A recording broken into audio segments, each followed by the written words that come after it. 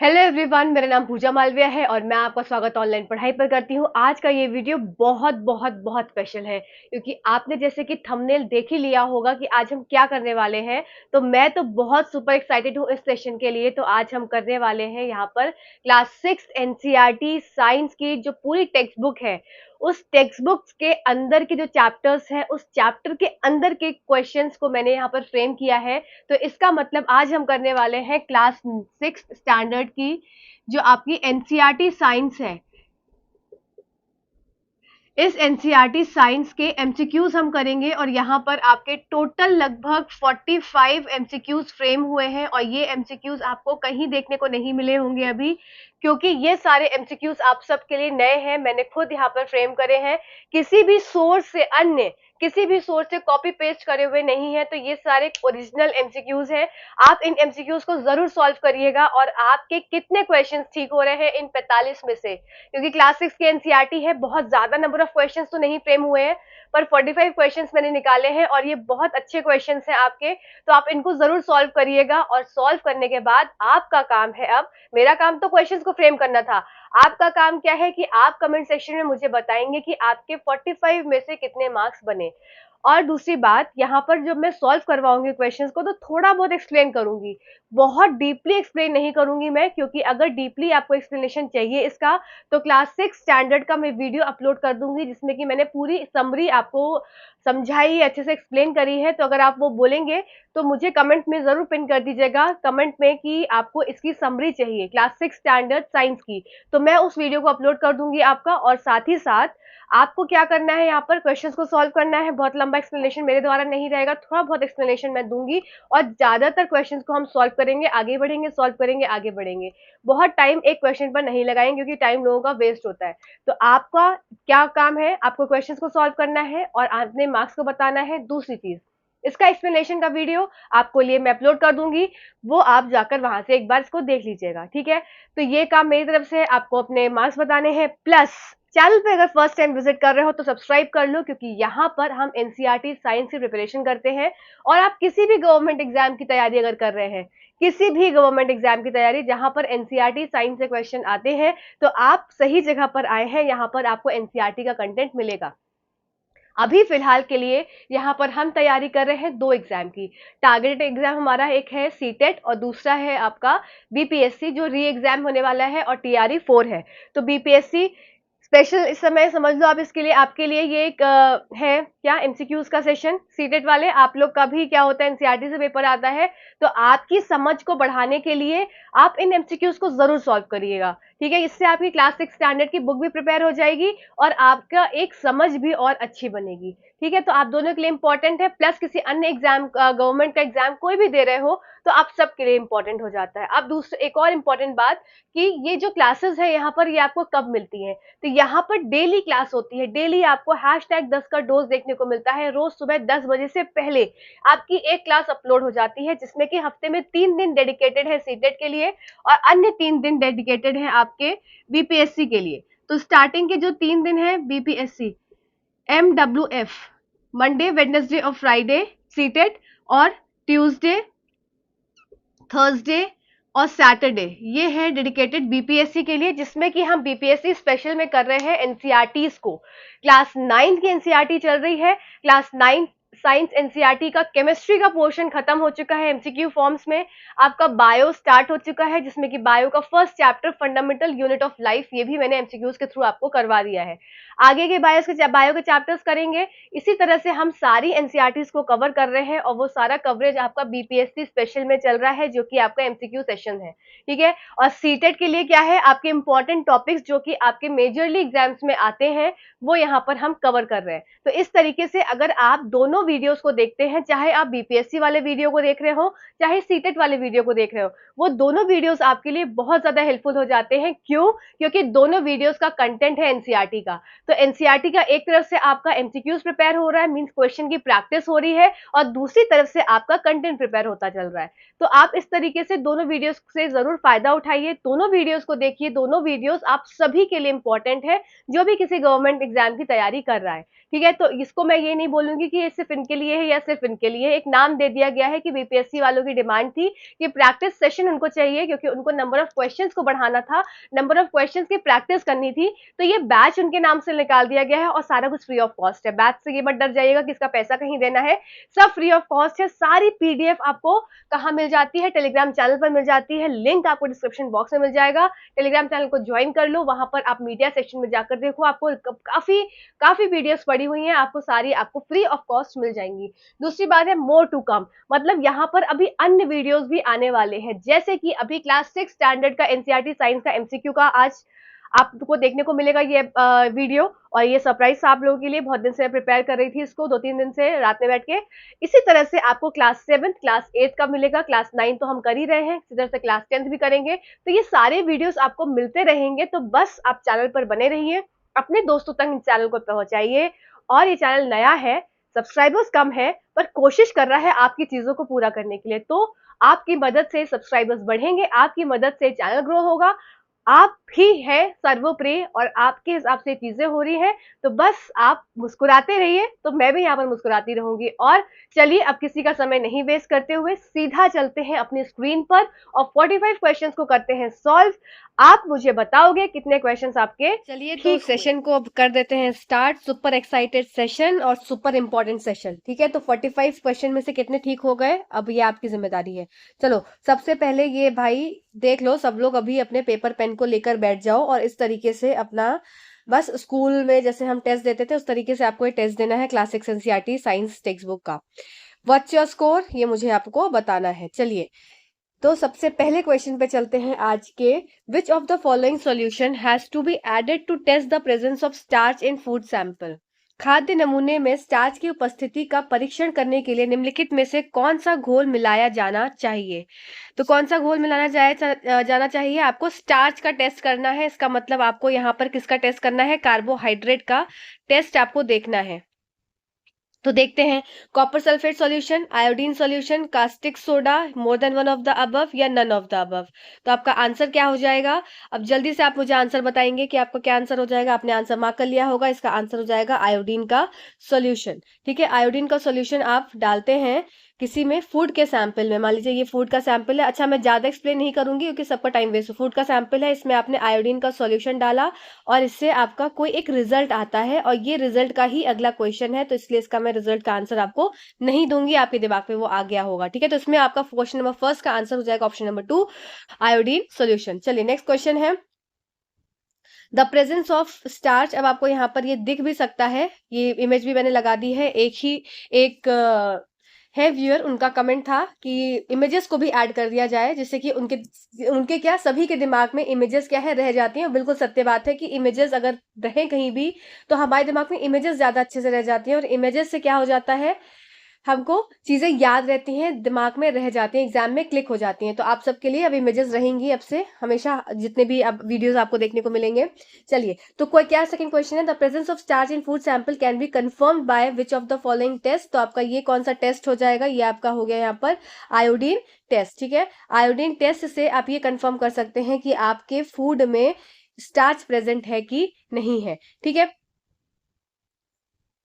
अच्छा तो साथ ही साथ यहाँ पर एक पॉइंट और नोट कर लीजिएगा, ये बायोयूरिट टेस्ट अगर पूछा जाए तो बायोयूरिट टेस्ट आपका प्रोटीन के लिए टेस्ट होता है, ठीक है।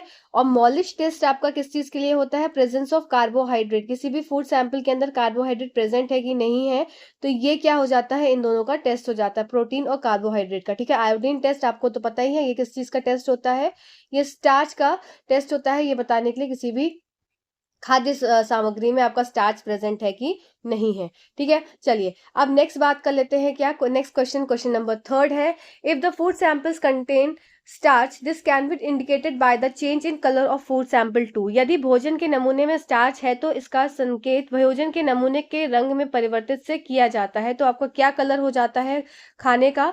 तो ऑप्शन क्वेश्चन नंबर 3 में आपका आंसर आपने मार्क कर लिया होगा, तो आपका खाना अगर ब्लू ब्लैक कलर का हो जा रहा है तो क्या हो जाएगा, ये पता लग जाएगा कि उसमें स्टार्च प्रेजेंट है, ठीक है। चलिए आइए अब ये देख लीजिए, यहाँ पर ये जो इमेज लगी है इसमें क्या है, ये आपका पोटैटो है। तो पोटैटो क्या होता है? पोटैटो के अंदर स्टार्च है, सबको पता होता है। ये आयोडीन सॉल्यूशन है, जैसे ही पोटैटो के ऊपर डाला तो क्या हो गया, ये ब्लू ब्लैक कलर का कन्वर्ट हो गया। तो इससे ये समझ में आता है कि इस पोटैटो के अंदर स्टार्च प्रेजेंट है। ठीक है, चलिए क्वेश्चन नंबर 4 पे चलते हैं। क्वेश्चन नंबर 4 है अब आपका, the appearance of which colour indicates the presence of protein in a food sample. किस रंग का दिखना भोजन के नमूने में प्रोटीन की उपस्थिति को दर्शाता है। तो अब आपका आ जाता है टेस्ट फॉर प्रोटीन। तो टेस्ट ऑफ प्रोटीन में आपका यहाँ पर आंसर क्या हो जाएगा क्वेश्चन नंबर 4 का, जल्दी से आंसर मार्क करेंगे, वॉयलेट। अगर आपके फूड सैंपल का कलर, आपके पास फूड सैंपल है, फूड में आपने क्या डाल दिया, इसमें आपको देखो 2 चीजें डालते हैं, ये चीज को याद रखेंगे।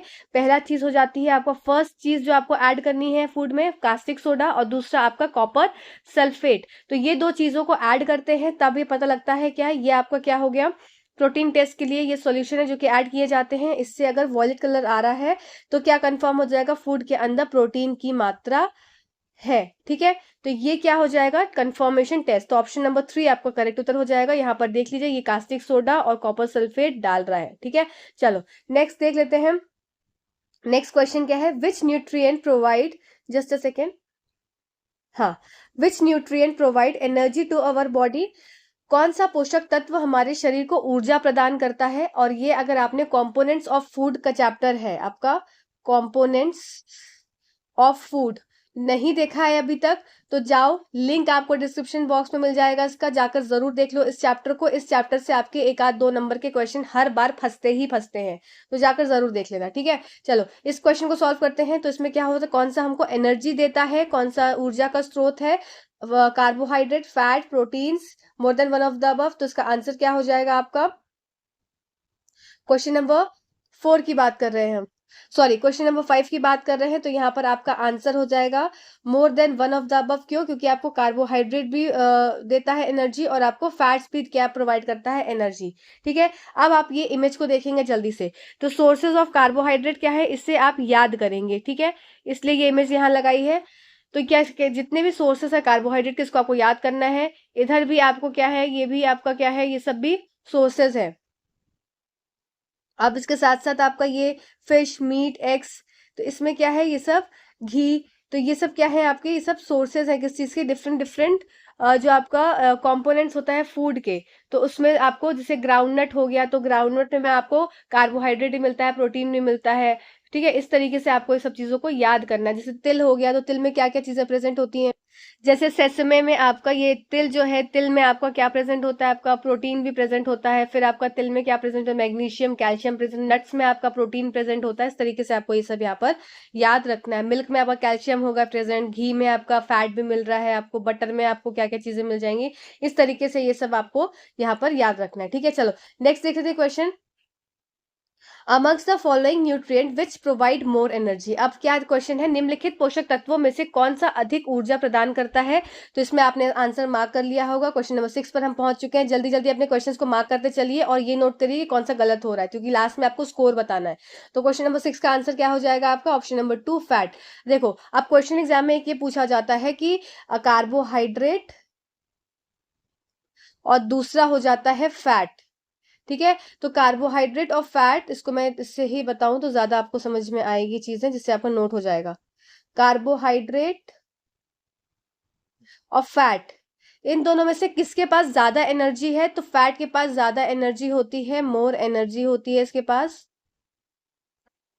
किसके पास, आपकी फैट के पास ज्यादा एनर्जी होती है एज कंपेयर टू कार्बोहाइड्रेट। तो ये साइन जरूर याद रखेंगे। ठीक है, फैट के पास ज्यादा ऊर्जा, ऊर्जा दोनों प्रोवाइड करते हैं, पर फैट आपका ज्यादा ऊर्जा प्रोवाइड करता है एज कंपेयर टू कार्बोहाइड्रेट। ठीक है, चलिए नेक्स्ट क्वेश्चन पे चलते हैं। नेक्स्ट क्वेश्चन है आपका, which which nutrients are needed for the growth and repair of our body. हमारे शरीर की वृद्धि और मरम्मत के लिए किन पोषक तत्वों की आवश्यकता होती है। क्वेश्चन नंबर 7 पे पहुंच चुके हैं। तो क्वेश्चन नंबर 7 का आंसर हो जाएगा हमारी बॉडी के ग्रोथ एंड रिपेयर में। तो इसका आंसर हो जाएगा प्रोटीन्स। तो प्रोटीन्स हमारी बॉडी के लिए ग्रोथ और रिपेयर के लिए जरूरत होता है, इसीलिए बॉडी बिल्डिंग में इसका इस्तेमाल होता है। ठीक है, तो ये आप याद रखेंगे। इसीलिए प्रोटीन का इस्तेमाल कहाँ होता है, आपका बॉडी बिल्डिंग में। ठीक है, मसल्स को बिल्ड करने में। क्लियर, चलिए नेक्स्ट क्वेश्चन पे चलते हैं। नेक्स्ट क्वेश्चन है which nutrient protect the body against diseases. अब कौन सा ऐसा तत्व है, पोषक तत्व है जो शरीर को बीमारियों से बचाता है? तो इसका क्या आंसर हो जाएगा? क्वेश्चन नंबर 8 पे पहुंच चुके हैं, ऑप्शन नंबर फर्स्ट। ठीक, विटामिन आपको बीमारियों से बचाता है, जिसमें विटामिन डी हो गया, सी हो गया, बहुत सारे विटामिन है।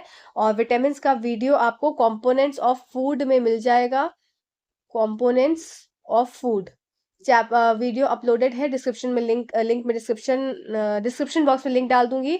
इसके अंदर विटामिन का भी आपको पोर्शन है जो कि मैंने अच्छे से एक्सप्लेन किया है, जाकर देख लेना। ठीक है, तो आपको न्यूट्रिएंट प्रोटेक्ट अगेंस्ट डिजीज हो गया, इसका आंसर हो गया आपका विटामिन। ठीक, चलिए नेक्स्ट देख लेते हैं। नेक्स्ट क्या है, what is the role of dietary fibres in our body. हमारे शरीर में आहारीय रेशों की क्या भूमिका होती है? तो क्वेश्चन नंबर 9 का आंसर चलिए देख लेते हैं। हमारे शरीर के रोग को प्रतिरोधकता क्षमता बढ़ाने में मदद करती है, या ऊर्जा प्रदान करती है, या हमारे शरीर को बिना पचे भोजन से छुटकारा दिलाने में मदद करती है, या उपयोग में एक से अधिक, या उपयोग में से कुछ भी नहीं। तो आपका आंसर क्या हो जाएगा? It helps our body get rid of undigested food. Option number 9 इसका करेक्ट उत्तर, सॉरी ऑप्शन नंबर 3 इसका करेक्ट उत्तर जाएगा क्वेश्चन नंबर 9 का।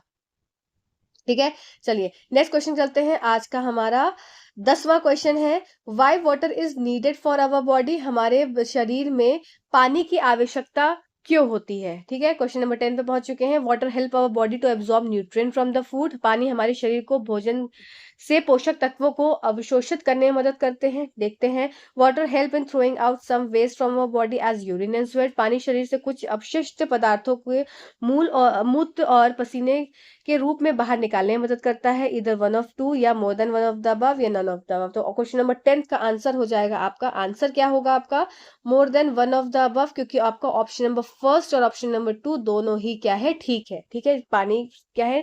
न्यूट्रिएंट्स को एब्जॉर्ब करने में मदद करता है, और जो अगर वेस्ट है उसको बाहर निकालने में स्वेट और यूरिन के थ्रू बाहर जो है वो शरीर से निकल जाता है। ठीक है, और क्वेश्चंस कैसे लग रहे हैं जरूर मुझे कमेंट सेक्शन में कमेंट करके बताइएगा, क्योंकि इस वीडियो पूरे पीपीटी को बनाने में बहुत टाइम लगा है। ठीक है, तो थोड़ा सा कमेंट जरूर करिएगा।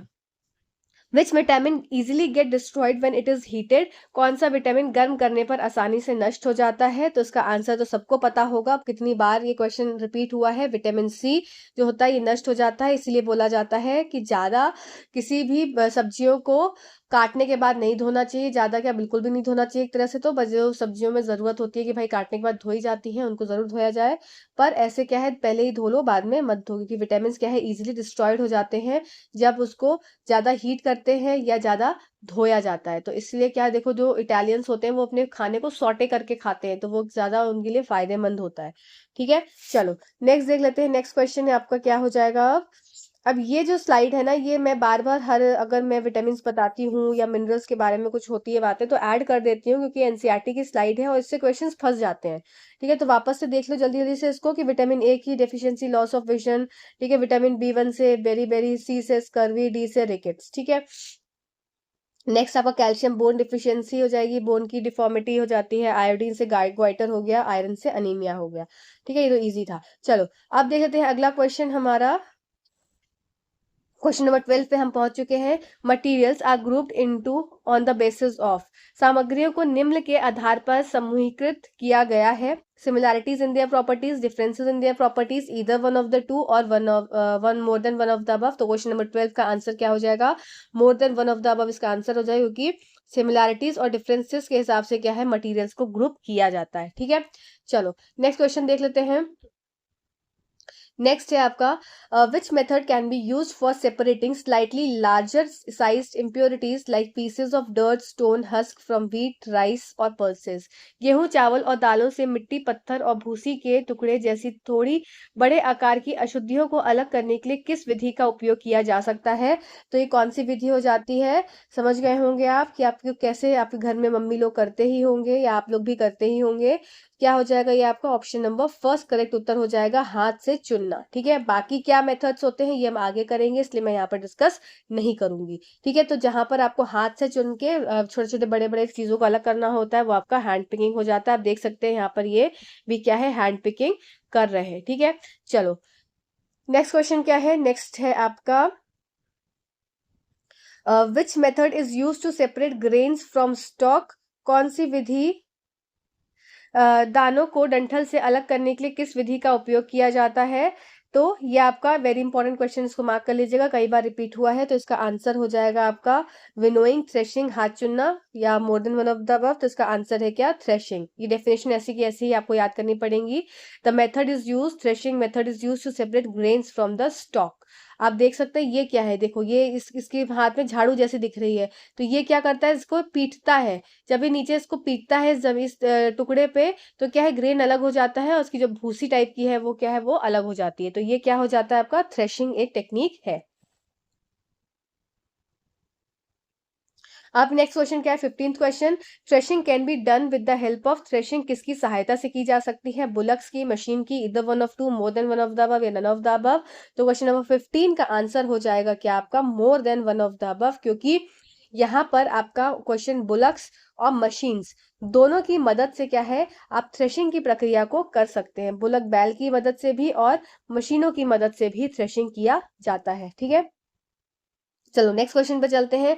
अब आ गई हमारी ये मैडम जी, जो कि कर रही हैं अपनी खेत की सफाई और अपने अनाज को इकट्ठा। चलिए देखते हैं कौन सा काम कर रही हैं, किस तरीके से कर रही हैं।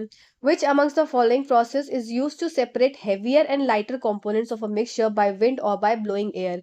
किसी मिक्सचर से भारी और हल्के घटकों को हवा द्वारा या उड़ाकर अलग करने के लिए निम्नलिखित में से किस प्रक्रिया का उपयोग किया जाता है।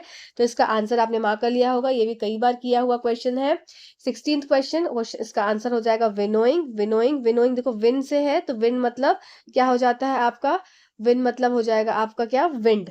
ठीक है, तो विन मतलब क्या हो गया आपका, जस्ट अ सेकेंड, विन मतलब हो गया विंड, इसलिए इसका आंसर क्या हो जाएगा, winnowing.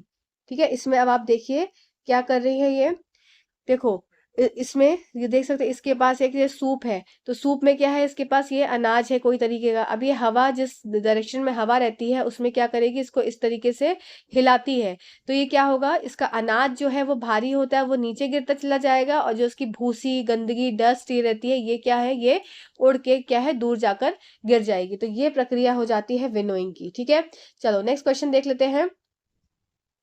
Which method is employed? Just a second. हाँ, which method is employed for separating lighter impurities like dust or soil particles like rice or pulses? चावल या दालों से धूल या मिट्टी के कणों जैसी हल्की अशुद्धियों को अलग करने के लिए कौन सी विधि अपनाई जाती है?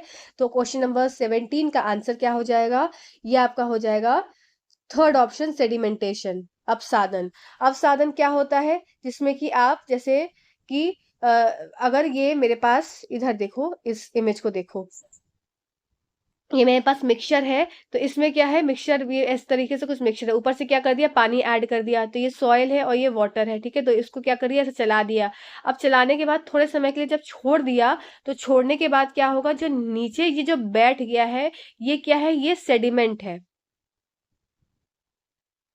और ऊपर क्या रह गया, ऊपर पानी पानी रह गया सिर्फ। ठीक है, तो नीचे सेडिमेंट रह गया, ऊपर पानी पानी, जो नीचे सेट हो गया उसको सेडिमेंट बोल दिया, और सेडिमेंट, इसी प्रक्रिया को सेडिमेंटेशन बोलते हैं। जो पानी अगर इसको अलग निकाल दिया, इस पानी से अलग निकाल दिया इसको, और नीचे क्या रह गया, ये सेडिमेंट रह गया, तो ये सेडिमेंटेशन की प्रक्रिया हो जाती है। तो इसी मेथड को यूज करते हैं जब लाइटर इम्प्योरिटीज लाइक डस्ट और सॉइल पार्टिकल को राइस और पल्सेस से अलग करते हैं। आपने देखा होगा जब घर में अगर चावल और दाल को धो, तो ऊपर से कुछ भूसी या डस्ट रहती है, वो रिमूव आउट हो जाती है। इसी प्रक्रिया से, कौन सी प्रक्रिया, सेडिमेंटेशन की प्रक्रिया से ये रिमूव आउट हो जाती है, नीचे सेट हो जाती है, और या जो भूसी भूसी है वो ऊपर से निकल जाती है, उसको क्या बोलेंगे, सेडिमेंटेशन की प्रक्रिया बोलेंगे। चलिए नेक्स्ट क्वेश्चन भी तो चलते हैं। Name the technique where the salt has been removed from sea water. अब आपको क्या करना है, ऐसी उस तकनीक का नाम बताना है जहां समुद्री जल से नमक निकाला गया है। देखो इसमें क्या हो जाता है, इवेपोरेशन होगा, डिकैंटेशन होगा, सेडिमेंटेशन होगा, क्या होगा, तो इसमें आंसर हो जाएगा आपका वाष्पीकरण। क्वेश्चन नंबर 18 पे पहुंच चुके हैं, उसका आंसर हो जाएगा आपका ऑप्शन नंबर फर्स्ट, वाष्पीकरण। ठीक है, इवेपोरेशन की टेक्निक होती है। आइए देख लीजिए यहाँ पर इमेज क्या बता रही है। ये देखो समुद्र है, अब यहाँ पर क्या कर दिया गया, गड्ढा सा खोद दिया गया, इस गड्ढे में क्या है, ये समुद्र का यहाँ पर पानी डाल दिया। अब धीरे धीरे क्या होगा, पानी जो है भाप के फॉर्म में उड़ जाएगा, पानी जो है वो उड़ रहा है भाप के फॉर्म में। अब इस उड़ने से क्या हो जाएगा, पानी तो उड़ जाएगा पर जो नमक है वो नमक यहाँ पर इस दर रह जाएगा। तो इसी तरह से नमक के इस तरह से पहाड़ क्या है जगह जगह बने रहते हैं, जहाँ समुद्र का एरिया होता है उसके पास इस तरीके के टेक्निक को लगाया जाता है, जिससे कि सॉल्ट से वाटर से सॉल्ट को रिमूव आउट कर दिया जाए। अच्छा, डिकेंटेशन कौन सी प्रक्रिया होती है? डिकेंटेशन जैसे आपने देखा होगा कि अगर ये मेरे पास एक ग्लास है, इसमें क्या भर दिया, इसमें पानी भर दिया, ठीक है। अब पानी भर दिया, साथ ही साथ क्या डाल दिया, इसमें ऑयल डाल दिया। मान लो यहाँ पर ये प्रेजेंट हो गया क्या, ऑयल। अब इसको जब उल्टा करोगे, ग्लास को थोड़ा टेढ़ा करोगे, तो टेढ़ा करने से क्या हो जाता है, ऑयल सेपरेट आउट हो जाता है। तो मान लो ये ऑयल क्या है, ये अलग से सेपरेट आउट हो गया। तो ये जो ऑयल सेपरेट आउट हो गया और पानी अलग हो गया, तो ये क्या है, तो लेयर्स का फॉर्म हो गया। लेयर्स के फॉर्म होने से क्या हो जाएगा, डेंसिटीज के डिफरेंस में, घनत्व के डिफरेंस की वजह से लेयर्स बन जाती है, ठीक है। तो उससे क्या है, ऊपर की चीज अलग हो गई, नीचे की चीज अलग हो गई। तो इसे ये प्रक्रिया को बोल देते हैं क्या, डिकैंटेशन, ठीक है। इसको डिकैंटेशन बोलते हैं, ठीक। चलो, इसका आंसर क्या है आपका, इसका आंसर हो जाएगा इवेपोरेशन यहाँ पर, ठीक। चलो नेक्स्ट क्वेश्चन की तरफ चलते हैं। नेक्स्ट क्वेश्चन है हमारा 19th question, plants with green and tender stems are called. हरे एवं कोमल तने वाले पौधे कहलाते हैं shrubs, herbs, creepers, more than one of the above या नन ऑफ द अबव। तो ये इसका आंसर हो जाएगा आपका, ये हर्ब्स कहलाते हैं, जड़ी बूटी कहलाते हैं, ठीक है, जिनकी बहुत ही कोमल आपकी तने होते हैं, बहुत ही ज्यादा कोमल। चलो अब देख लेते हैं, plants with weak stem that can not stand upright but spread on the ground are called. कमजोर तने वाले पौधे जो सीधे खड़े नहीं हो पा सकते बल्कि जमीन पर फैले होते हैं, कहलाते हैं। तो क्वेश्चन नंबर 20 का आंसर हो जाएगा आपका, आपने मार्क कर लिया होगा, क्रीपर्स, ठीक है। तो ये क्रीपर्स क्या होते हैं आपके, जैसे आप यहाँ देख सकते हैं, तो ये क्या है, ये सीधे नहीं खड़े हो सकते। तो ये क्या है, ये जमीन पे इस तरीके से, ये जमीन पे इस तरीके से फैलते हुए चलते हैं, क्योंकि इनकी स्टेम्स क्या होती हैं, तने क्या होते हैं, बहुत ही कमजोर होते हैं, जो उनको सीधा नहीं खड़े होने देते, बल्कि ये क्या है, ये पूरे बिछे हुए होते हैं, कैसे, जमीन के ऊपर। क्लाइंबर्स क्या होते हैं, क्लाइंबर्स आप देखो, ये जैसे कि मनी प्लांट का पौधा है, तो क्लाइंबर क्या है, ये किसी के सहारे से इसके ऊपर रोल करता हुआ चढ़ता चला जाएगा। तो ये क्या हो गया, क्लाइंबर हो गया। क्रीपर क्या हो जाएगा, वो क्रीप करेगा, रेंगेगा जमीन पर, ठीक है। चलो नेक्स्ट देख लेते हैं, नेक्स्ट क्वेश्चन क्या है। नेक्स्ट क्वेश्चन है, select the characteristics of reticulate leaf. जालीदार पत्तियों की विशेषताओं का चयन करें। तो क्वेश्चन नंबर 21 पे आ गए हैं, और कितने क्वेश्चंस आपके ठीक होते जा रहे हैं, इसको जरूर मार्क करते रहिएगा। Veins present in the leaves are irregular along with the tap root system. मूसला जड़ प्रणाली के साथ पत्तियों में मौजूद नसें भी अनियमित होती हैं। Veins present in leaves are irregular along with fibrous root system. रेशेदार जड़ प्रणाली के साथ पत्तियों में मौजूद नसें अनियमित होती हैं। Veins present in leaves are parallelly arranged along with taproot system. पत्तियों में मौजूद शिराएं मूसला जड़ प्रणाली के साथ समानांतर रूप से व्यवस्थित होती हैं।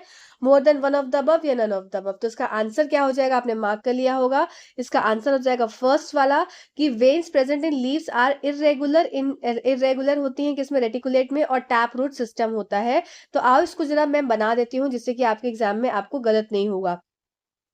रेटिकुलेट लीफ है, तो आप इसको एक लीफ बनाएंगे, और लीफ बना के इसकी कुछ इस तरीके से, क्या है, ये जाल जैसा पूरा फैला होता है, ठीक है। साथ ही साथ इसमें एक चीज देखने को मिलती है, जो कि होती है जड़। तो जड़ कैसी देखने को मिलती है, इसमें जड़ आपकी कुछ इस तरीके से टैप रूट सिस्टम वाली जड़ देखने को मिलती है। ये आपकी जड़ हो गई, इसमें कुछ इस तरीके से ये, तो ये इस तरीके से आप इसको याद रखेंगे कि लीफ कैसी हो जाती है, जालिका नुमी, और आपकी टैप रूट सिस्टम आपको देखने को मिलता है किसमें, आपका रेटिकुलेट सिस्टम में। इसी जगह पर अगर आपका पैरेलल लीफ वाली बात होती, तो पैरेलल में कैसे दिखेगा, पैरेलल में इसमें आपकी जो लीफ है उसमें आपको कुछ इस तरीके से पैरेलल सारे वेन्स दिखेंगे, और आपकी इसमें जड़ कैसी देखने को मिलेगी, जड़ आपकी कुछ इस तरीके से फैली हुई सी दिखेगी, ठीक है। तो ये अगर पैरेलल आपकी वेन्स है तो जड़ फैली हुई, और आपकी वेन्स फैली हुई है तो जड़ आपकी सीधी जैसी टैप रूट सिस्टम में देखने को मिलती है,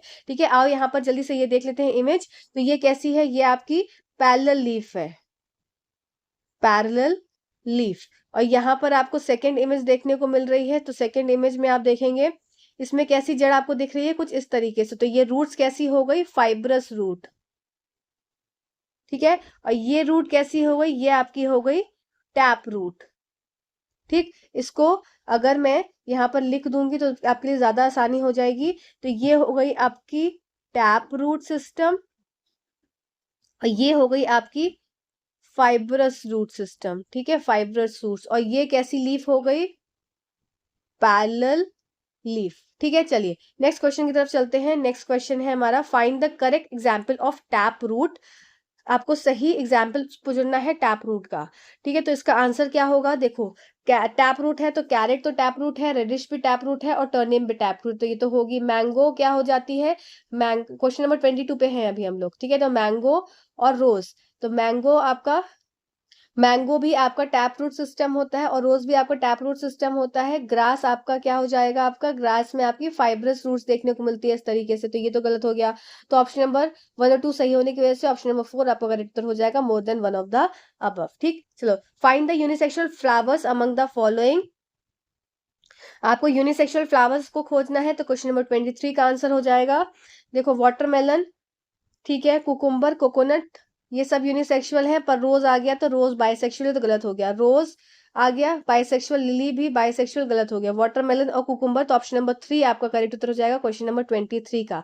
तो आंसर क्या हो गया आपका, तरबूज और ककड़ी आपका सही उत्तर हो गया।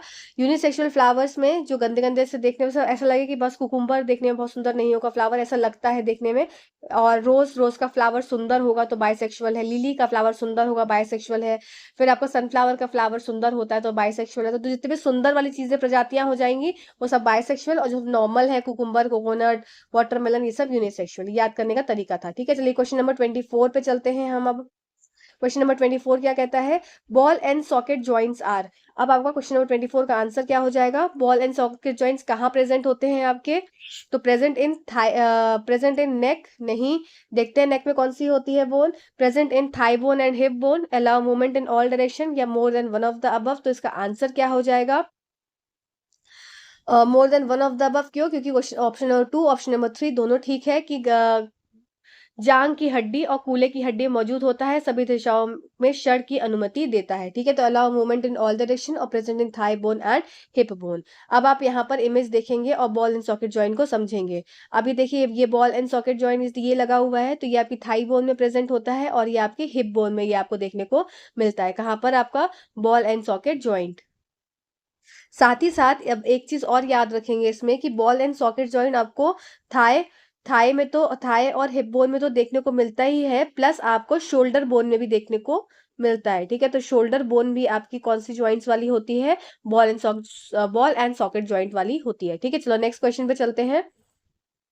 नेक्स्ट क्वेश्चन है, the joints where our neck joints the head. अब हमें ऐसा जॉइंट देखना है, इसका आंसर तो आपको दिख ही गया होगा, यहाँ पर इमेज लगी हुई है। चलिए कोई बात नहीं, इसका आंसर मैं आपको मार्क कर देती हूँ। क्वेश्चन नंबर 25 पे पहुंच चुके हैं।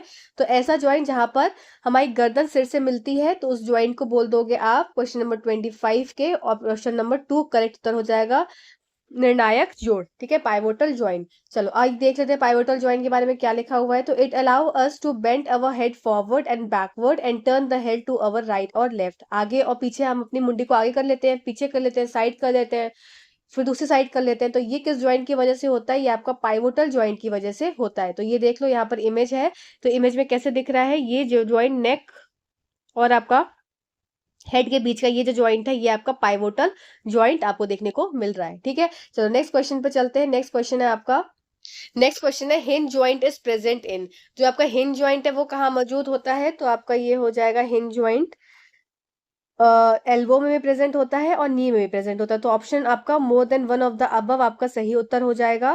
तो आपको कहाँ कहाँ देखने को मिलता है हिंज ज्वाइंट, आपका नी में यहाँ पर दिखा हुआ है। साथ ही साथ आप क्या लिखेंगे यहाँ पर, हिंज ज्वाइंट आपका नी और एल्बो, ठीक है। हिंज जॉइंट जैसे कि आपका दरवाजे का जो जॉइंट होता है उस तरीके से आपका एल्बो और नी दोनों में आपको हिंज जॉइंट देखने को मिलता है, ठीक है। चलो तो इसका आंसर हो जाएगा more than one of the above, इसका उत्तर हो जाएगा। चलो नेक्स्ट क्वेश्चन की तरफ चलते हैं। नेक्स्ट क्वेश्चन क्या है, the elbow has a hinge joint that allow only a back and fourth movement. Back and fourth movement मतलब कि आप इस इमेज से देखेंगे तो ये क्या है, आगे पीछे कुछ इस तरीके से, ये इस तरीके से इधर और इधर ऐसे आगे पीछे आपका हाथ खुद आगे आगे करके देखो, पीछे करके देखो, वापस से बाइसेप्स जो ट्राइसेप्स बनाते हो उस तरीके से, तो वही आपका बैक एंड फोर्थ मूवमेंट करने को देता है, ठीक है। फिर नेक्स्ट बात कर लेते हैं, fix joints are found in. अब आपका फिक्स ज्वाइंट जो है वो कहाँ कहाँ पाया जाता है, तो अपर जॉ लोअर जॉ में बोन्स इन अवर हेड या more than one of the above, तो आंसर क्या हो जाएगा इसमें आपका वापस से मोर than one of the above. क्यों? क्योंकि यहाँ पर ऑप्शन नंबर फर्स्ट और ऑप्शन नंबर 3 आपका करेक्ट है। अपर जॉ में जो आपका देखो सब कुछ नीचे वाला मुंह आप चल जब आप बोल रहे हो तो नीचे का मुंह मूव करता है, तो जो अपर का जॉ है वो फिक्स पोजिशन पे है। इसी तरह से बोन्स जो आपके हेड के अंदर होती हैं वो सब फिक्स होती हैं। तो ये आपका ऑप्शन क्या हो जाएगा? More than one of the above का आंसर हो जाएगा। Joints between upper jaw and rest of the head which is a fixed joint. ठीक है, चलो नेक्स्ट यहाँ देख लो आपका ये क्या हो गया। ये आपका लोअर जॉ जब बोलते हैं तो ये वाला पोर्शन तो मूव करता है, पर ये वाला पोर्शन क्या होता है? फिक्स होता है। तो यही यहाँ पर बना हुआ स्कल, तो इससे आपको समझ में आया होगा। ठीक है, bones of a hand are made up of, तो 28th क्वेश्चन का आंसर क्या हो जाएगा?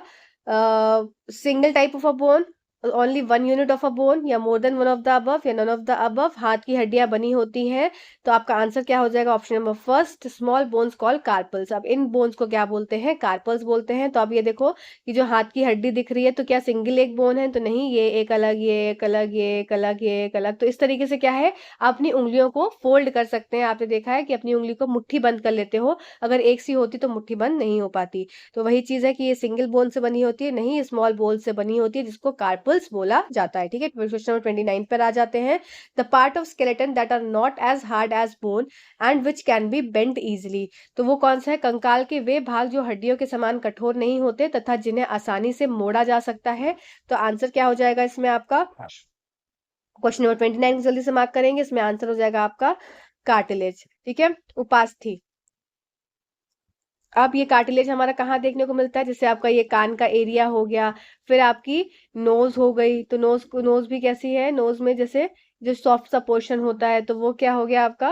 ये सब कार्टिलेज का बना होता है। ठीक है, चलो नेक्स्ट देख लेते हैं। Skeleton is made up of, अब कंकाल बना होता है तो किस चीज से बना होता है? क्या बोन से बना होता है? बोन्स और जॉइंट से बना होता है, या more than one of the above, या नन ऑफ द अबव। तो आंसर वापस से हो जाएगा क्वेश्चन नंबर 30 का मोर than one of the above, क्योंकि बोन्स एंड जॉइंट्स और कार्टिलेज, सिर्फ बोन्स नहीं, बोन्स और जॉइंट्स दोनों और कार्टिलेज। ठीक है, तो इसका आपका आंसर हो जाएगा option number 4, more than one of the above. कैसा लग रहा है सेशन? जरूर बताइएगा। कितने क्वेश्चंस ठीक हो रहे हैं ये भी बताइएगा। अब 15 क्वेश्चन बचे हैं, चलिए जल्दी जल्दी से सॉल्व कर लेते हैं। बहुत लंबा सेशन नहीं है, पर इस सेशन को बनाने में बहुत टाइम लगा है। सेशन तो बहुत लंबा नहीं होगा, पर आपको बनाने में बहुत टाइम लगा है। ठीक है, तो इसलिए जरूर आप कमेंट करेंगे कैसा लग रहा है सेशन। और आगे भी क्लास 7 क्लास 8 को भी हम इस तरह से कवर करेंगे। क्लास 7 का 2 पार्ट में वीडियो लाऊंगी, क्लास 8 का भी 2 पार्ट में, क्योंकि अब बुक्स क्या है धीरे धीरे बढ़ती जाएंगी, तो नंबर ऑफ क्वेश्चन भी बढ़ते जाएंगे। ठीक है, चलो, और क्लास 9 तो चल ही रहा है हमारा। तो मसल्स वर्क इन, मसल्स जो होती हैं आपकी ये क्या है? कंटिन्यूएशन में काम करती हैं कि पेयर में काम करती हैं, कि ईदर वन ऑफ टू या more than one of the above. तो मसल्स जो होती हैं हमेशा ये, पहली बात तो ये पेयर्स में काम करती हैं और कंटिन्यूएशन में काम करती है। मतलब एक मसल आपकी एक रिलैक्स होती है तो दूसरी क्या है आपकी? कॉन्ट्रैक्ट होती है। तो इस तरह से वो कंटिन्यूएशन में काम करती है और हमेशा पेयर्स में काम करती है। तो मोर than one of the above यहाँ पर आपका इसका उत्तर हो जाएगा। ठीक है, चलो अब जरा मसल के बारे में थोड़ा सा पढ़ लेते हैं, क्योंकि ये इंपॉर्टेंट लगा था मुझे, इसलिए मैंने यहाँ पर ऐड कर लिया। तो देखो, पहले बात है कि two muscles work together to move a bone. कोई भी हड्डी को मूव करने के लिए, ठीक है, हड्डी को मूव करने के लिए दो मसल्स का काम करना जरूरी होता है। तो टू मसल्स हमेशा क्या है? एक साथ काम करती है। जैसे हड्डी मूव करती है तो ये आपको दिख रही है, ये मसल्स हैं, तो इनका क्या है? साथ में इनका काम होता है, तभी जाकर हड्डी क्या है? मूव करती है। आइए और देख लेते हैं क्या क्या बातें लिखी हैं। The muscles pulls due to contraction, जब जब आप अपने हाथ को खुद देखो, अपनी पूरा हाथ खोलो और फिर उसको फोल्ड कर कर देखो, तो क्या हो जाता है? स्मॉल लेंथ में तो स्मॉल हो जाती है और कॉन्ट्रैक्ट हो जाती है। ठीक है, now bring your arm back to its normal position. When contracted muscles become shorter, stiffer and thicker, it pulls the bone. ठीक है, तो ये करके देखो कि हाथ को अगर खोलोगे और फिर वापस से बंद करो तो क्या होता है? एकदम हार्ड सा, एकदम ऊपर आपके जो बाजू है उसमें एकदम हार्ड सी हो जाती है, स्टिफर हो जाती है। ठीक है, तो इससे क्या होता है? ये पुल करती है बोन को। ठीक, मसल्स वर्क इन पेयर, हमेशा पेयर में वर्क करती है। When one of them contracts the bone is pulled in that direction, other muscles of the pair relax. मतलब एक कॉन्ट्रैक्ट करती है तो दूसरी रिलैक्स करती है। To move the bone in the opposite direction, the relax muscle contract to pull the bone towards its original position, while the first relaxes. मतलब ये समझ लो कि एक बार कॉन्ट्रैक्ट करती है, एक बार रिलैक्स करती है, हमेशा वो क्या है? पेयर में काम करती है। और क्या हो रहा है? जब वो अंदर की तरफ कॉन्ट्रैक्ट होती है तो बोन क्या होती है? पुल होती है, खिंचती है। ठीक है, तो thus muscles have to work together to move a bone. यही चीज हिंदी में लिखी है कि संकुचन के कारण मांसपेशी के में उभार आ गया है। अब अपने हाथ को वापस उसकी सामान्य स्थिति पर ले जाएं। सिकुड़ने पर मांसपेशियां छोटी, सख्त और मोटी हो जाती है। ये हड्डी की को खींचती हैं। मांसपेशियां जोड़ों में काम करती हैं। जब उनमें एक सिकुड़ता है तो हड्डी उस दिशा में खिंच जाती है। जोड़ी में दूसरी मांसपेशी शिथिल हो जाती है। हड्डी को विपरीत दिशा में ले जाने के लिए शिथिल मांसपेशी सिकुड़ती है और हड्डी को उसी मूल स्थिति में की ओर खींच देती है। मतलब कॉन्ट्रैक्शन और रिलैक्सेशन उसका साइमल्टेनियसली चलता रहता है। ठीक है, आई होप ये पॉइंट आपको क्लियर हुआ होगा। अब देख लेते हैं अर्थवर्म मूव्स थ्रू। जो अर्थवर्म है, केचुआ चलता है तो किस तरीके से चलता है केचुआ आपका? Pair of legs present in dorsal side of a body. शरीर के पृष्ठीय भाग में पैरों को की जोड़ी मौजूद होती है। इस कारण से या minute hairs on the lower side of the body या repeating muscles expansion and contraction की मांसपेशियों के बार बार विस्तार और संकुचन के कारण। तो इसका आंसर हो जाएगा, आपका समझ ही चुके होंगे, repeating muscle expansion and contraction. ठीक है, तो ये आपका आंसर हो गया। आप देख सकते हैं यहाँ पर कर्व फॉर्म बना हुआ है। तो इस तरीके से जब ये चलता है तो कुछ इस तरीके से आगे चलता है, पीछे चलता है, कुछ इस तरीके से आपने देखा होगा ना, वेवी सा क्या हो जाता है, उसका बॉडी में मूवमेंट कुछ इस तरीके से वेवी सा दिखता है। तो ये क्या हो गया? कंटिन्यूएशन में कॉन्ट्रैक्शन, एक्सपेंशन या कॉन्ट्रैक्शन ये होता रहता है।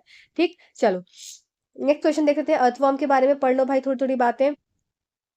The body of earthworm is made up of many rings. जो अर्थवर्म है इसकी बॉडी क्या है? कुछ इस तरीके से रिंग से बनी होती है।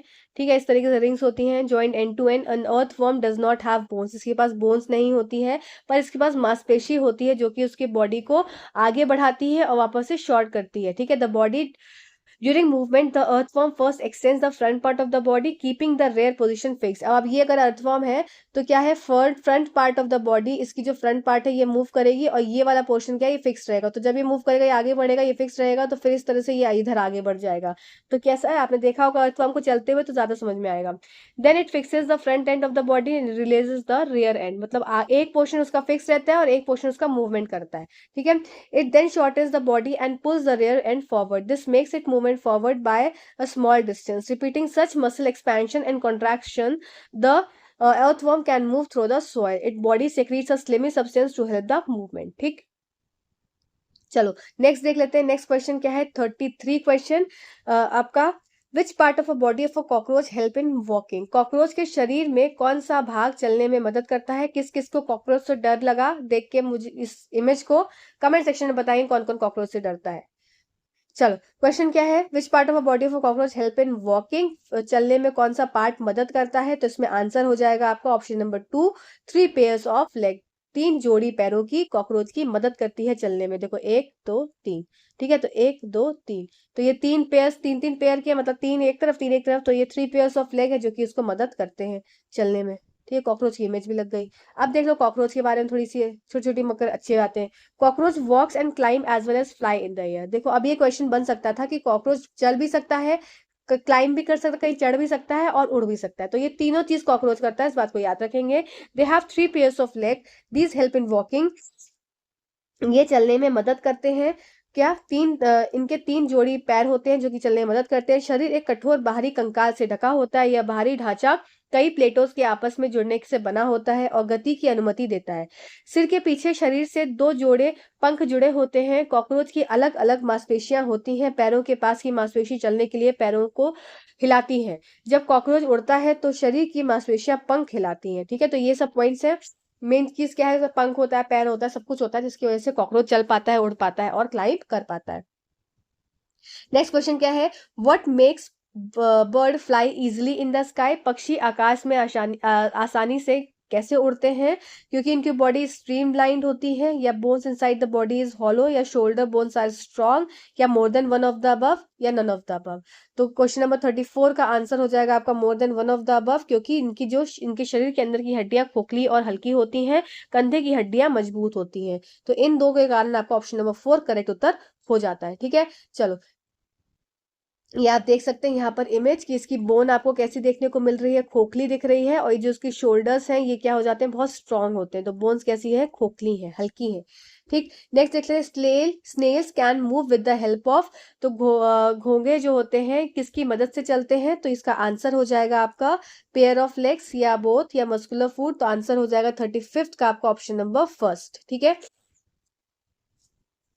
10 क्वेश्चन बचे हैं, बस जल्दी से फिनिश होने वाला है हमारा। तो ये देखो, ये क्या है आपका, स्नेल है, ये मस्कुलर फूट होता है इसका। तो इससे क्या है, नीचे इस तरीके से मसल्स के फॉर्म में मार्शल पैर होते हैं इसके। तो मसल्स जैसे बने, मसल्स के बने होते हैं, तो ये क्या हो जाते हैं, इसकी वजह से ये मूव करता है। What has bird to fly easily, पक्षियों को आसानी से उड़ने में क्या मदद करता है, strong bone muscles, light bones, या more than one of the above. तो इसका इस टाइप का क्वेश्चन तो अभी हमने करा था शायद, हाँ करा के अभी पिछला ही क्वेश्चन था। तो स्ट्रॉन्ग मसल्स और लाइट बोन्स। ठीक है, तो स्ट्रॉन्ग मसल्स हो जाती हैं, या स्ट्रॉन्ग शोल्डर्स बोल सकते हैं, या स्ट्रॉन्ग मसल्स बोल सकते हैं, किसी भी फॉर्म में ये क्वेश्चन आ सकता है, इसलिए दोबारा से मैंने ऐड किया है। ठीक है, लाइट बोन्स तो होती ही हैं, और स्ट्रॉन्ग मसल्स या स्ट्रॉन्ग शोल्डर्स जैसे भी क्वेश्चन आए तो आप उसको मार्क करेंगे। तो ऑप्शन नंबर 4 करेक्ट उत्तर हो जाएगा क्वेश्चन नंबर 36 का। ठीक है, चलो क्वेश्चन नंबर 37 में देख लेते हैं। In a circular motion an object move such that its distance from a fixed point. अगर कोई भी ऑब्जेक्ट है जो कि सर्कुलर मोशन में मूव कर रहा है, जैसे मान लो मेरे पास क्या है, ये कार है। ठीक है, ये कार है, अब ये क्या कर रही है, ये सर्कुलर मोशन में इसने चलना चालू किया, और इस मोशन में ये क्या है, मूव कर रही है। ठीक है, अब क्या बोला है, it's distance from a fixed point, move such that its distance from a fixed point क्या है, हमेशा बदलता रहता है, या रिमेन फिक्स रहता है, या रिमेन सेम रहता है, या more than one of the above, या नन ऑफ द अबव। तो क्वेश्चन नंबर 37 का आंसर हो जाएगा कि हमेशा सेम रहता है। मतलब समझेंगे कि वापस से यहाँ से अगर चली, तो ये जब यहाँ पे आकर इसका एक डिस्टेंस खत्म हो जाएगा, जब ये वापस से चलेगी तो इसका ये क्या है, यहाँ से चालू होगा और फिर से यहाँ से आके खत्म हो जाएगा। तो इसका डिस्टेंस हमेशा क्या रहता है, सेम रहता है। ठीक है, सर्कुलर मोशन में object move such that is distance from a fixed point, एक फिक्स्ड पॉइंट से इसका डिस्टेंस क्या रहेगा, हमेशा सेम रहेगा। ठीक है, नेक्स्ट क्वेश्चन क्या कह रहा है, आइडेंटिफाई द ल्यूमिनस ऑब्जेक्ट्स। अब आपको चमकदार वस्तुओं को पहचानना है। तो आपके देखो, इस क्लास 6 एनसीईआरटी में ना बहुत ज्यादा आपको चैप्टर जो आपका मोशन था उसमें क्वेश्चन नहीं थे। कैसे क्वेश्चन थे कि अगर पंखा मूव कर रहा है तो वो कौन सा मोशन है, तो वो सबको पता है, सर्कुलर मोशन है। अगर कोई लाइन में चल रहा है तो कौन सा मोशन है, रेक्टिलिनियर मोशन है, तो सबको पता है। तो क्वेश्चन ऐसे बहुत ज्यादा नहीं थे कि मैं उन मोशन के चैप्टर से क्वेश्चन को फ्रेम करूँ। ठीक है, क्लास 7 में आपके क्वेश्चन आएंगे तो मैं वहां पर आपको फ्रेम करूंगी। ठीक है, जो चीजें मुझे सही लगी वो मैंने ऐड करी हैं, जो चीजें बहुत ही बेकार थी कि मतलब वो तो सबको जैसे बस बोलते ना कि light travels in a straight line, तो ये बच्चे बच्चे को पता है कि light travels in a straight line. तो ये इजी सा क्वेश्चन था, ऐसा कोई होता नहीं है। तो ये सब मतलब ऐसे क्वेश्चंस डाले हैं जो कि आपको मदद करें समझने में, और ऐसे इजी क्वेश्चन नहीं डाले हैं कि बस हाँ कि नंबर ऑफ क्वेश्चंस बढ़ाने थे, मुझे क्वालिटी बढ़ानी थी, क्वांटिटी नहीं। तो आपके क्वालिटी वाले क्वेश्चंस तैयार हुए हैं। ठीक है, क्वांटिटी तो बहुत ज्यादा क्वेश्चंस की नहीं है। आप एक बार एनसीईआरटी पढ़ेंगे तो आपको समझ में आएगा कि बहुत इजी है क्लास 6 की एनसीईआरटी। चलो, आइडेंटिफाई द ल्यूमिनस ऑब्जेक्ट्स। तो आपको ल्यूमिनस ऑब्जेक्ट्स की खोज करनी है। क्वेश्चन नंबर 38, देखो टॉर्च हो गया, सन हो गया, ल्यूमिनस ऑब्जेक्ट है, पर मून क्या है, ये आपका उसकी खुद की लाइट नहीं होती है, तो ये आपका गलत हो जाएगा। ठीक है, फिर आपका हो जाएगा सन, स्टार और टॉर्च। तो यहाँ पर आपका क्या हो जाएगा, क्वेश्चन 38 का आपका ऑप्शन नंबर 2 करेक्ट उत्तर हो जाएगा। सन, स्टार और टॉर्च इन सबके पास अपनी अपनी लाइट होती है। फिर सन, बल्ब और प्लैनेट, प्लैनेट के पास अपनी लाइट नहीं होती है, तो ये आपका गलत हो जाएगा। ठीक है, तो आंसर आपका ऑप्शन नंबर 2 करेक्ट उत्तर हो जाता है। तो यहाँ पर आपका हो गया ऑप्शन नंबर 2 करेक्ट आंसर इसका। 38 क्वेश्चन पे हमने कर लिया है। अच्छा, ल्यूमिनस ऑब्जेक्ट्स मतलब ऐसे ऑब्जेक्ट्स जो कि अपनी लाइट खुद प्रोड्यूस कर रहे हैं। नॉन ल्यूमिनस हो जाएंगे जैसे कि ऑब्जेक्ट्स आपके मेज हो गया, टेबल हो गया, वुड हो गया, तो ये सब नॉन ल्यूमिनस में आ जाते हैं। ठीक है, चलो नेक्स्ट क्वेश्चन पे चलते हैं। नेक्स्ट क्वेश्चन है, हाउ शैडो इज फॉर्म्ड। छाया कैसे बनती है, तो it is formed of opaque object, it is formed on the screen, it requires source of light, या more than one of the above. तो इसमें आंसर क्या हो जाएगा आपका, more than one of the above. क्यों, क्योंकि it formed of a opaque object, हमेशा अपारदर्शी वस्तुओं से बनी होती है शैडो। ठीक है, हमेशा स्क्रीन पे पाई जाती है। अगर आप देखो चल रहे हो धूप के अगेंस्ट, तो आपकी शैडो पीछे आपको देखने को मिलेगी, तो उसका मतलब एक स्क्रीन उसकी आवश्यकता होती है। It requires a source of a light, और सोर्स ऑफ अ लाइट ये जरूरी होती है शैडो बनने के लिए। अब इस शैडो से और भी क्वेश्चंस फ्रेम होंगे जो कि हम क्लास 7 क्लास 8 में करेंगे। तो अभी के लिए आपके लिए कोई 1 2 3 दोनों आपके तीनों ऑप्शंस आपके ठीक है। ऑप्शन नंबर 4 आपका करेक्ट उत्तर हो जाएगा। ठीक है, ये पता नहीं क्यों आ गया है, इसको मैं रब कर देती हूँ। चलो नेक्स्ट क्वेश्चन की तरफ चलते हैं। नेक्स्ट क्वेश्चन है, image of a sun can be obtain with the help of. सूर्य की प्रतिबिंब किसकी सहायता से प्राप्त किया जा सकता है? तो आपका पेरिस्कोप है कि कैलाइडोस्कोप है कि मोर than one of the above या पिन होल कैमरा? तो आंसर हो जाएगा आपका पिन होल कैमरा से आप इसको क्या है सूर्य की रोशनी को पा सकते हैं। अब देखो पिन होल कैमरा होता क्या है, आपने देखा ये आपकी सूर्य की रोशनी है, तो ये इस तरीके से सूर्य की रोशनी जो आ रही है तो पिन होल कैमरा इसको माना जाता है। तो दो इसमें क्या है, दो बॉक्सेस लगे होते हैं और यहाँ पर क्या है, जैसे मान लो यहाँ पर एक ट्री है, ठीक है, तो हमेशा पिन होल कैमरा में जब एक अलग से कोई सोर्स ऑफ लाइट की आवश्यकता नहीं होती है, एक छेद होता है, तो छेद से क्या है इसकी रोशनी अंदर गई, फिर ये आ जाएगी और ये स्क्रीन पर जाकर ये इमेज कुछ इस तरीके से उल्टी प्राप्त होती है। ठीक है, और हमेशा इमेज कैसी बनती है, छोटी बनती है। जब हम आगे के क्वेश्चंस करेंगे क्लास और अलग क्लासेस में 8 9 10th में, तो मैं इस चीजों को आपको और अच्छे से एक्सप्लेन करूंगी, क्योंकि क्लास 10th में तो बहुत अच्छे से दिया हुआ है और कई बार क्वेश्चंस आते हैं पिन होल कैमरा से। ठीक है, तो वहां पे आपको अच्छे से बताऊंगी। तो हमेशा इमेज जो होती है वो छोटी बनती है, इन्वर्टेड बनती है, उल्टी बनती है। ठीक है, और स्क्रीन की आवश्यकता होती है। ठीक है, तो ये सब चीजें पिन होल कैमरा की होती है जो कि हम आगे पढ़ेंगे। तो सन से जो इमेज बन रही है वो पिन होल कैमरा के द्वारा बनती है। ठीक, चलो नेक्स्ट क्वेश्चन करते हैं। Metal of a cap is and metal disc is. और ये बैटरी का जो मेटल कैप होता है वो मतलब टर्मिनल पूछ रहा है कि पॉजिटिव टर्मिनल है कि नेगेटिव टर्मिनल है। तो metal cap, just a second, हाँ, तो जो मेटल कैप की जो आपकी मेटल कैप होता है, ये आप यहाँ देखो इधर, तो ये जो मेटल का कैप है ये वो ऊपर वाला हिस्सा, और ये नीचे जिसकी डिस्क है, तो ये ऊपर वाला हिस्सा क्या होता है, पॉजिटिव टर्मिनल होता है, नीचे वाला हिस्सा नेगेटिव टर्मिनल होता है। तो यही यहाँ पर क्वेश्चन में पूछा गया है कि मेटल कैप कौन सा टर्मिनल है और मेटल डिस्क कौन सा टर्मिनल है बैटरी का। तो आंसर क्या हो जाएगा इसमें आपका करेक्ट, क्वेश्चन नंबर 41 पे हम पहुंच चुके हैं। तो थर्ड ऑप्शन आपका करेक्ट हो जाएगा। ये क्या क्लिक हो जा रहा है बार बार, हाँ, क्वेश्चन नंबर 3 आपका करेक्ट हो जाएगा, positive terminal and negative terminal. ठीक है, चलो नेक्स्ट देख लेते हैं। In an electric circuit the direction of a current is taken to be from. हमेशा इलेक्ट्रिक सर्किट होता है, अगर एक ये सर्किट है मेरे पास, ये एक सर्किट है, यहाँ पर बल्ब ग्लो कर रहा है और यहाँ पर आपकी बैटरी लगी हुई है, तो जो करंट है ये आपका पॉजिटिव टर्मिनल है और ये नेगेटिव टर्मिनल है। तो करंट कहाँ से कहाँ फ्लो करता है इलेक्ट्रिक सर्किट में, हमेशा पॉजिटिव टर्मिनल से नेगेटिव टर्मिनल की तरफ करंट फ्लो करता है। तो उसमें आंसर क्या हो जाएगा क्वेश्चन नंबर 42 का, positive to negative terminal flow करता है, कभी भी बोथ वेज नहीं होगा, नेगेटिव से पॉजिटिव फ्लो नहीं करता है। ठीक है, चलो नेक्स्ट क्वेश्चन की तरफ चलते हैं। नेक्स्ट है, switch is a simple device that is used to. Switch का एक साधारण उपकरण है जिसका उपयोग किया जाता है ब्रेक द सर्किट या टू कंप्लीट द सर्किट, या वन ऑफ द, इन दोनों में से कोई भी एक, या more than one of the above या नन ऑफ द अबव। तो क्वेश्चन नंबर 43 का आंसर हो जाएगा आपका more than one of the above. क्यों होगा, क्योंकि आपका स्विच जो है वो सर्किट को ब्रेक भी करता है और स्विच जो है सर्किट को कंप्लीट भी करता है। ठीक है, अगर आप स्विच ऑन कर देते हैं तो आपकी लाइट जल जाती है क्योंकि सर्किट कंप्लीट हो जाता है, और स्विच को ऑफ कर देते हैं तो लाइट बंद हो जाती है क्योंकि सर्किट क्लोज हो जाता है। ठीक है, तो आई होप ये पॉइंट इजी था, समझ में आया होगा।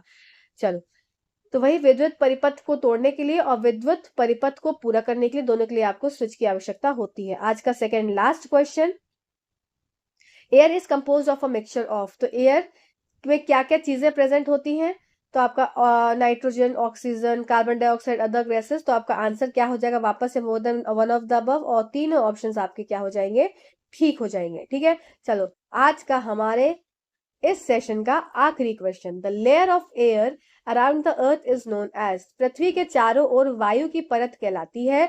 तो ये वायु की परत क्या होती है, आपकी एक शील्ड है, ढाल है, एटमॉस्फेयर है, एनवेलप ऑफ एयर है, या more than one of the above. तो इसमें क्या आंसर हो जाएगा आपका, ये होती है आपकी एटमॉस्फेयर। ठीक है, अगर यहाँ पे एनवेलप ऑफ द एयर अगर क्वेश्चन में दिया होता the envelope of air around the earth is, तो भी आपका आंसर हो जाता है क्या, एटमॉस्फेयर। ठीक है, तो आंसर आपका क्वेश्चन नंबर 45 का आंसर नंबर 2 हो जाएगा आपका करेक्ट उत्तर, वातावरण। ठीक है, चलो अब इसमें डिफरेंट डिफरेंट लेयर्स की बनी होती है। अब आपका काम क्या है, आपका होमवर्क है। इस होमवर्क से मुझे ये समझ में आएगा कि आपने 45 के 45 क्वेश्चन देखे। तो क्या होमवर्क है, जो डिफरेंट लेयर्स होती है एटमॉस्फेयर की, डिफरेंट लेयर्स ऑफ एटमॉस्फेयर, आप मुझे कमेंट सेक्शन में अपने स्कोर के साथ साथ आपका पहला तो काम हो गया होमवर्क में कि आपको अपना स्कोर बताना है, SCORE स्कोर बताना है, और दूसरा काम बताना है आपको लेयर्स ऑफ एटमॉस्फेयर। ठीक है, इससे मुझे ये समझ में आएगा कि किसने किसने पूरा पूरा वीडियो देखा है और पूरे 45 क्वेश्चन सॉल्व करे, क्योंकि मेरी मेहनत तो क्वेश्चन बनाने में लगी है, आपने क्वेश्चंस को सॉल्व भी करा है कि नहीं। तो कि जिसने 45 क्वेश्चन सॉल्व करे होंगे उनके कमेंट्स आ जाएंगे, और मैं सबके कमेंट्स का वेट करूंगी। ठीक है, तो आपको जरूर बताना है कि आपके कितने क्वेश्चन ठीक हुए और कौन सी लेयर से बनी होती है एटमॉस्फेयर, वो मुझे कमेंट सेक्शन में बताना है। और thank you so much for watching this video. और ये वीडियो आपको कैसा लगा ये भी जरूर कमेंट में बता देना, थोड़ा मोटिवेट भी करा करो यार, मुझे भी मोटिवेशन की जरूरत पड़ती है, आपको पढ़ने के लिए मोटिवेशन की जरूरत चाहिए और मुझे वीडियोस बनाने के लिए मोटिवेशन की जरूरत है। ठीक है, तो चलो मिलते हैं नेक्स्ट वीडियो में, कुछ ऐसे ही अच्छा करेंगे। चैनल से जुड़े रहिए और हंसते रहिए, मुस्कुराते रहिए, पढ़ते रहिए। Thank you so much watching this video. Thank you.